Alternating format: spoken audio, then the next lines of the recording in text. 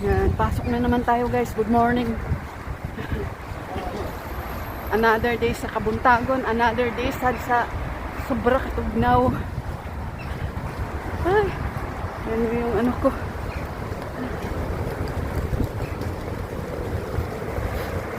Sa mga nagtatanong pala kung sumasahod na ba daw ako sa pagbablog. Bakit daw sige na lang ako ng sige ng vlog? Di ba daw ako nagsasawa? Ay, hindi ako nagsasawa guys. Sa totoo lang, hindi pa talaga ako sumahod. 1 year na akong nagbablog pero never pa ako sumahod kahit isang beses. Pero hindi ako nagsawa. Hindi ako nagsawang nagbablog kasi dito naman ako masaya. At saka maraming dahilan para give up. Marami ring dahilan para magpatuloy. Kasi madami akong nakikita na nakaka-inspired na wala talagang nagbablog na mag-boom agad. Daraan talaga yan sa proseso. Kumbaga, walang shortcut sa success. Kaya hindi ako nagsawa.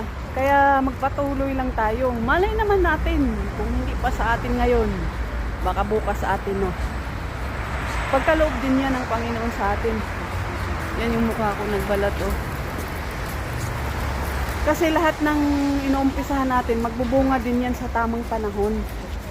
Kaya hindi naman ako nagmamadali. Kaya nga hindi ako napapagod eh. Nagbablog ako kung ano-ano na lang mga ano ko. Hindi pa nga ako na-monetize sa ads on reels, subscription, yung mga ibang tools ni Lulumits.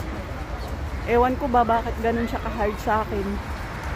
Pero never ako na-discourage. Sige pa rin ako ng vlog. Kasi wala namang bayad. Wala namang bayad sa pagbablog. Basta mag-ano ka lang dyan ng video na naaayon sa rules ni Lulumits. Ayan. Ito pa rin ako, patuloy. Kasi wala namang mawawala kung pagpatuloy ko yung pagbablog ko. Kaya sa mga ano dyan, sa mga kapwa ko kagaya sa akin na nagbablog din, huwag tayong magsawa. Sige lang, laban lang ng laban, upload lang ng upload. Pasaan ba't magbubunga din? Yan. Dito muna ako